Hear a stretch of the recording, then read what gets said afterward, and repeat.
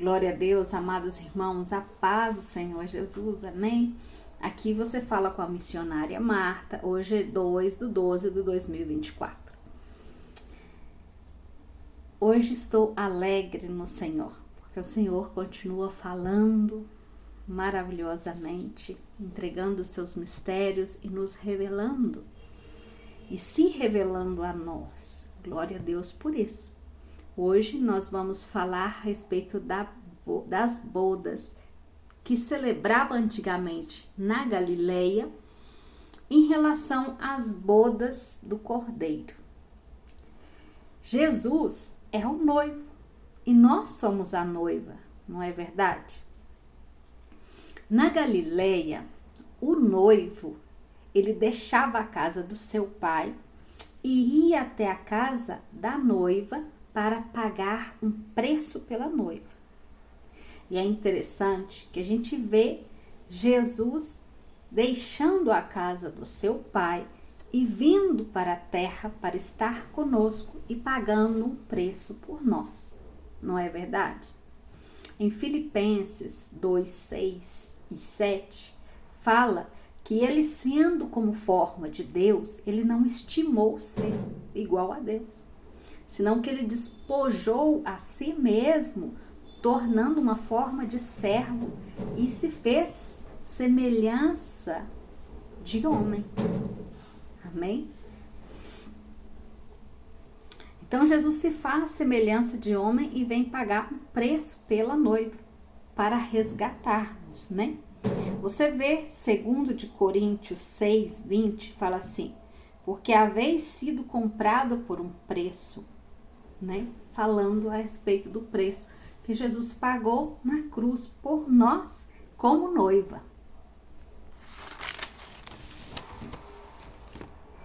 E nas bodas de Galileia, depois do noivo pagar o preço pela noiva, o noivo entrega presentes, eles fazem intercâmbio de presentes. E o interessante é que Jesus também, depois de pagar um preço na cruz por nós, nos deixa presentes. E um dos presentes que ele nos deixa está escrito em Atos 2:38, que diz que nós receberíamos o Espírito Santo sobre nós, que nós íamos receber os dons espirituais, além de muitas coisas que o Senhor tem nos dado. Então ele dá presente para nós. Então você vê a semelhança dessa boda Galileia nisso também. E outro presente que recebemos, que é grandioso da parte do noivo, a noiva recebe a salvação. Quer outro presente melhor que esse? Então, depois dessa boda na Galileia, do noivo intercambiar, né, ou seja, trocar presentes, a noiva deve aceitar tomar a copa com o noivo. E olha só, em Mateus 26:27, Jesus faz o mesmo. E tomando a copa, né, e havendo dado graças, ele lhes deu, dizendo: bebe dela também. Então ele oferece para todos a copa, para que todos bebam também. Então a noiva, ela tem o direito de aceitar beber a copa ou de recusar beber a copa. Na boda de Galileia, né, que acontecia antigamente, também acontecia isso. A noiva, ela podia aceitar como negar. Nesse caso, quando a noiva aceitava a copa e bebia a copa com seu noivo, vamos ver o que acontece. Mas o interessante é que em Mateus 26:29 fala assim, olha: e os digo que desde agora, porque a noiva aceitou a beber a copa, não? Todos os discípulos beberam a copa com Jesus, né? Nós, como noiva de Jesus, aceitamos beber a copa também. Aí ele fala assim: e os digo que desde agora não beberei mais desse fruto da vide até o dia em que beba de novo com vocês no reino do meu Pai. E na boda de Galileia também acontecia isso. O noivo bebiam as copas juntos, não? Igual Jesus fez, bebeu tudo junto. E depois ele fala, eu não vou beber mais até no reino do meu Pai, aí eu bebo com vocês. Assim acontecia também. O noivo já não bebia mais a copa e ele falava as mesmas palavras. Eu já não bebo mais com você até você estar junto comigo na casa do meu Pai. Então, o que acontecia? Nessa boda em Galileia, o noivo ia para a casa do pai. E quando chegava na casa do pai, ele preparava a casa, a morada para a sua noiva. E tinha que ser na casa do pai dele. Compreende? Olha que bonito. E Jesus faz o mesmo. Ele volta para a casa do pai para preparar morada para nós. Glória a Deus. E João 14:2 fala: na casa do meu pai tem muitas moradas. E se assim não fora, se não houvesse morada, eu mesmo ia preparar para vocês morada. Só que ele afirma, a casa do meu pai lá no céu já tem a morada para vocês, já está preparado já, né? Ele afirma que já está preparada essas moradas. Mas se não tiver preparado, eu mesma vou preparar para vocês. Então, amados, o noivo de Galileia volta para a casa do seu pai, né? Não tem comunhão mais, comunhão assim, ele não toma mais dessa copa com a noiva, não celebra mais com a noiva, porque ele vai celebrar no dia da boda.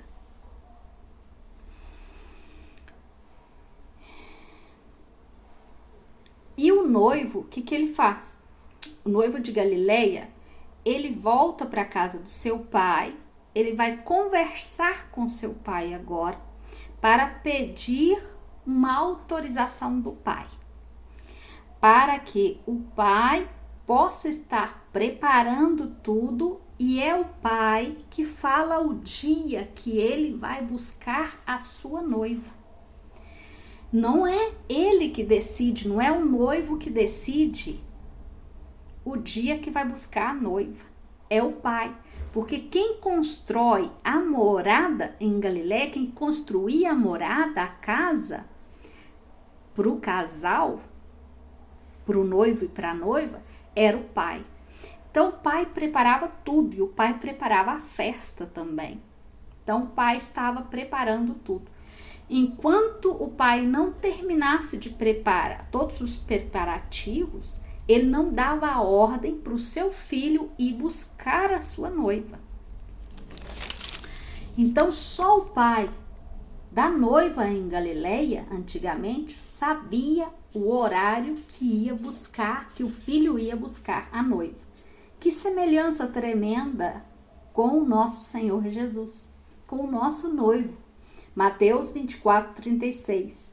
O dia e a hora ninguém sabe, nem mesmo os anjos dos céus, senão que só o Pai sabe. Só o Pai sabe. Que semelhança, que tremendo. Então, amados irmãos, a noiva também não sabia o horário e nem a hora, mas ela sabia que estava sendo construída uma morada. Ela sabia que estava sendo construída uma casa para ela. Ela sabia que tinha que ter um tempo de preparação de tudo isso, porque o pai do noivo estava preparando. Então ela tinha que esperar.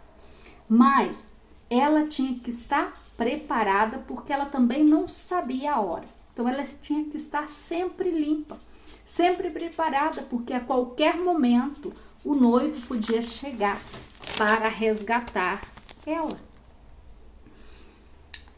Então, só o pai podia dar autorização para esse noivo ir buscar a noiva. E ele dava autorização. Sabe qual era o costume dos pais naquela época? A hora que eles saíam para dar autorização para o seu filho? Olha que incrível, à meia-noite. Quando o relógio batia meia-noite, o pai do noivo ia atrás do filho do noivo e dizia: filho, já está pronto, já está tudo preparado, você pode buscar a sua noiva. Então, amados, em 1 de Tessalonicenses 5:2, 2 de Pedro 3:10, eu vou ler 2 de Pedro 3:10. O dia do Senhor virá como um ladrão na noite. E o interessante é que você vê a parábola das 10 virgens falando que o noivo ia chegar à meia-noite, mas ele se atrasou, não foi? É interessante que o pai em Galileia, ele saía justo à meia-noite para dar a notícia ao filho, para dar autorização ao filho. Então não tinha como o filho chegar justo à meia-noite na casa da noiva. Ele se atrasava por isso, porque a autorização do pai saía justamente à meia-noite. Então ele atrasava um pouquinho. É interessante a coincidência com isso tudo. Então, amados, quando o pai do noivo avisava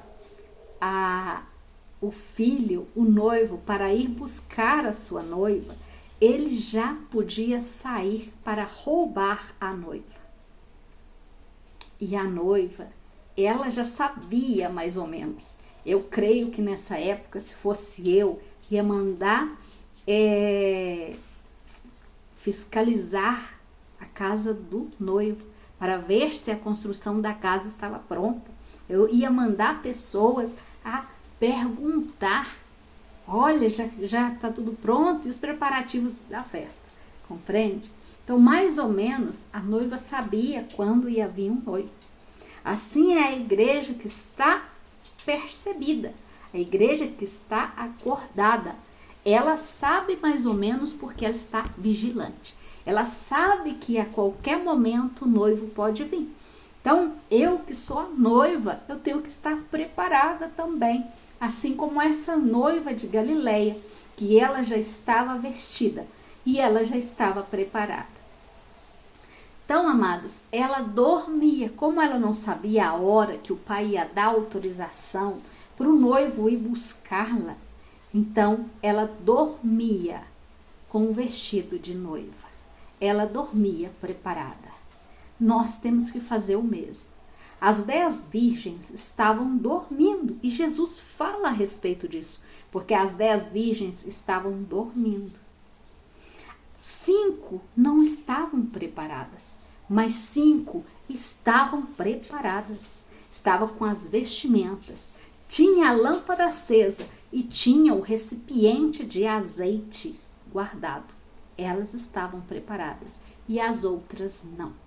Então, amados irmãos, nós temos que estar todo o tempo vigilante e preparados para a vinda do Senhor. Porque Ele pode vir, nosso noivo pode vir nos buscar a qualquer momento. Glória a Deus, que lindo! Me emociona, me enche de alegria saber esses mistérios e saber a beleza do nosso Deus e como Ele teve esse cuidado de deixar esses recados para nós na palavra dEle.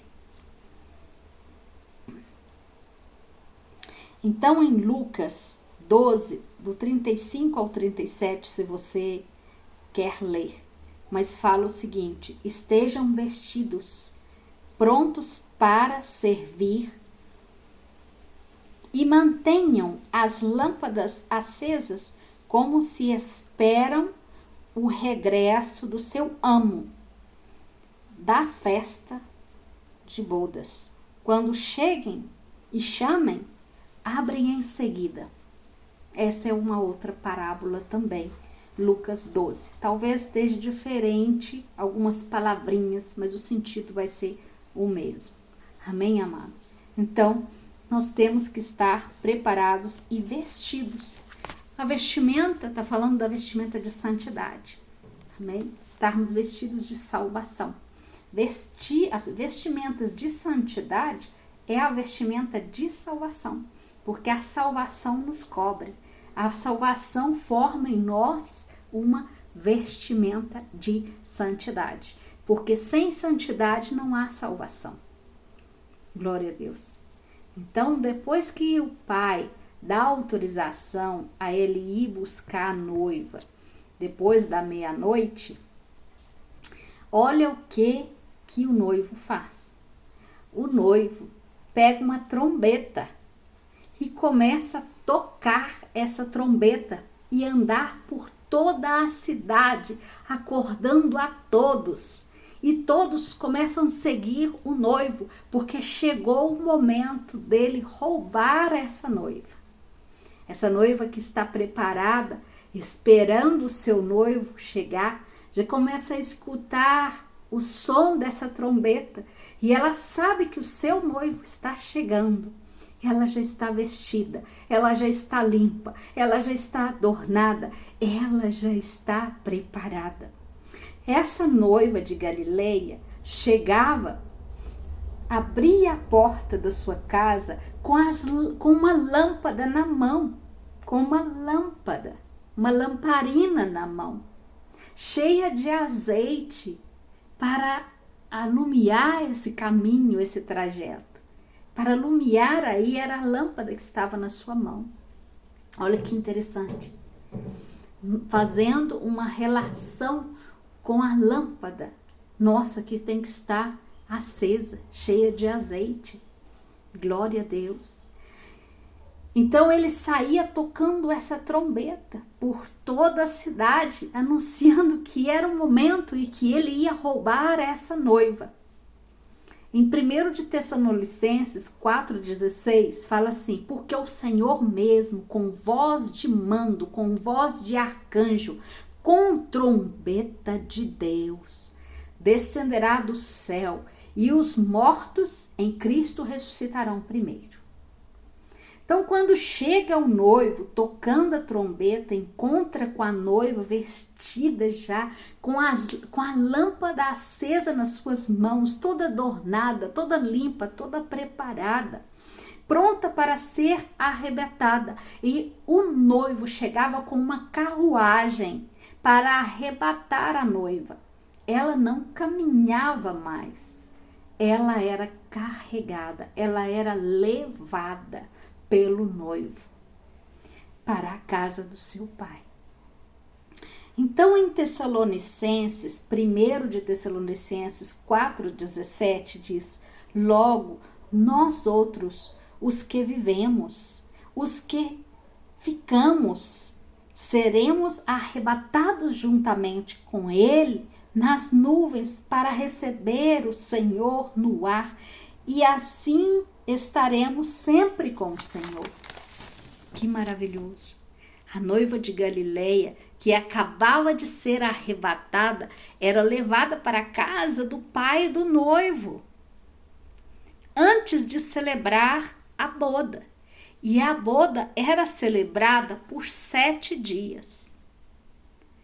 Então, a maior festa da boda, com todos juntos, que era o final da boda, era no 7º dia. E a boda durava os 7 dias. Eu imagino que essa boda, muitas pessoas não foram no dia que ele saiu tocando a trombeta e foi roubar a noiva no primeiro dia. Eu imagino que essa festa acontece por 7 dias e que as pessoas vão chegando pessoas de outros lados também para essa festa, para comemorar com eles. Compreende? E vão chegando. E isso dura o tempo de 7 dias. E no 7º dia é que acontece a maior festança, é que se celebra a boda. Mas desde o primeiro dia até o último dia, o casamento está sendo celebrado. Eles estão se casando, vamos dizer assim. Eles estão casados, mas estão se casando. Está acontecendo o casamento. O interessante é que 7 dias nos faz lembrar dos 7 anos da tribulação e da grande tribulação. Porque você sabe que os 7 anos da semana de Daniel, a última semana de Daniel, são 7 anos, divididos em 2 partes. A primeira, que é tribulação, que são 3 anos e meio, e a segunda, grande tribulação, que são os 3 anos e meios últimos, que vai ser grande tribulação. Então, amados, em relação à ordem do Senhor nos arrebatar, muitos dizem que vai ser antes dos 7 anos, outros dizem que vai ser no meio dos 7 anos, outros dizem que vai ser no final dos 7 anos. Amados, não importa o tempo que o Senhor venha. O que importa é que se ele venha antes dos 7 anos, você que acredita que é no final dos 7 anos, ele não te encontre sem a sua lâmpada acesa e sem as suas vestimentas. Você vai correr o risco de não se preparar nesse tempo, porque Jesus já está voltando. Já estamos no tempo da volta do Senhor Jesus. Somos a geração que vai ser arrebatados vivos. O Senhor pode vir a qualquer momento, porque as profecias se cumpriram. Mas se vocês não estão vigilantes, como as 5 virgens, vigilantes como essa noiva de Galileia, que quando o noivo dizia, olha, eu vou vir por você, eu já paguei o meu dote, eu já paguei o meu preço por você, a qualquer momento eu venho, mas eu vou lá primeiro preparar essa casa. Mas assim que o meu pai diga, vai, porque agora já tenho tudo preparado, já é o tempo, já é a hora. E se você não estiver preparado quando o Senhor venha, porque quem pode saber o dia e a hora? Ninguém. Não corra esse risco. Seja como essa noiva de Galileia. Esteja já com as vestimentas de noiva colocada no seu corpo. Esteja já com essas vestimentas de santidade sobre você. Muda a sua conduta. Pede o Senhor para trabalhar o seu caráter, porque com esse caráterzinho, talvez perca a salvação, porque tem muitas pessoas que têm um caráter meio pirracento, birrento, custosas, não abaixa a cabeça, não dobra as cerviz, não se humilha, não são submissos, não se submete a nada, são arrogantes. Isso tudo nós temos que evaluar dentro de nós mesmos para ver como está a minha vestimenta. E a minha vestimenta de santidade depende da minha forma de ser, da minha forma de sentir. O que estou sentindo no meu coração. Porque ele vai analisar o seu coração. E você necessita ter um coração puro.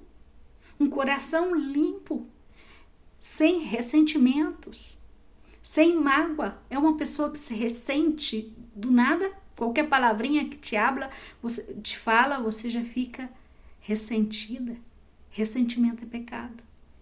E ressentimento gera falta de liberar perdão. Porque está ressentida porque não perdoou. Ficou ressentida com seu marido porque falou isso ou falou aquilo, não perdoou. E isso acontece com nós todos os dias, de pessoas nos ofender e falar coisas que não nos agrada. E nós temos que dar o passo atrás e perdoar, dizer, olha, me doeu isso que você me falou, mas eu te perdoo, tenho que liberar isso do meu coração, porque isso compromete a minha santidade, isso mancha as minhas vestiduras, porque o ressentimento e a falta de perdão é pecado. E o pecado mancha o meu vestido de noiva, a minha santidade. A minha santidade é a minha vestimenta, é o meu vestido de noiva. Glória a Deus. Então, amados irmãos, você vê uma relação entre os 7 dias com os 7 anos de tribulação. Amados, não sabemos lá a hora e o dia. Fazemos vários estudos e concluímos, vários estudos traz determinadas conclusões para nós do tempo da vinda do Senhor, se é antes ou depois, se é no meio da tribulação. Mas todos nós temos que já estar preparados e vestidos. Daniel 9:27 fala a respeito da semana, nos 7 anos.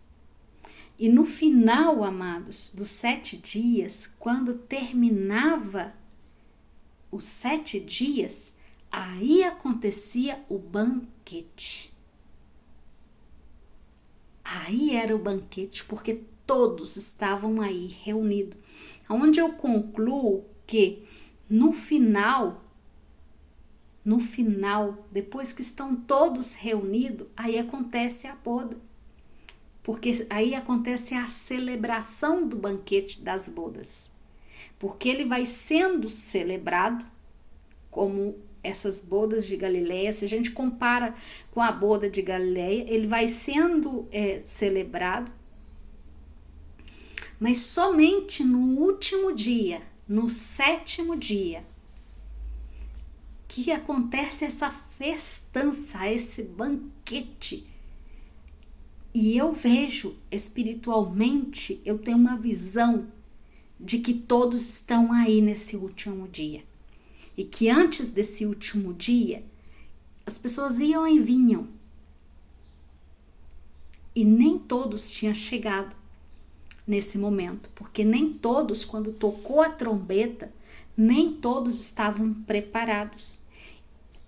Relacionando essa boda com a tribulação e a grande tribulação, se você pensa, vai acontecer que muitas pessoas não vão estar preparadas e vão passar pela grande tribulação e vão ser resgatadas da grande tribulação. E o Senhor fala que o arrebatamento será no último dia.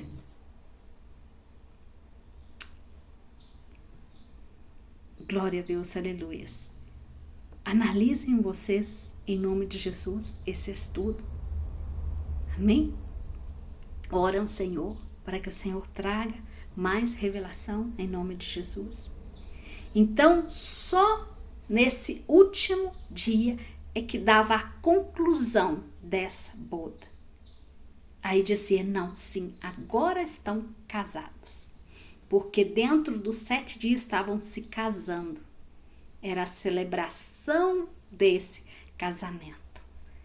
No último dia era a conclusão, onde todos juntos se alegravam.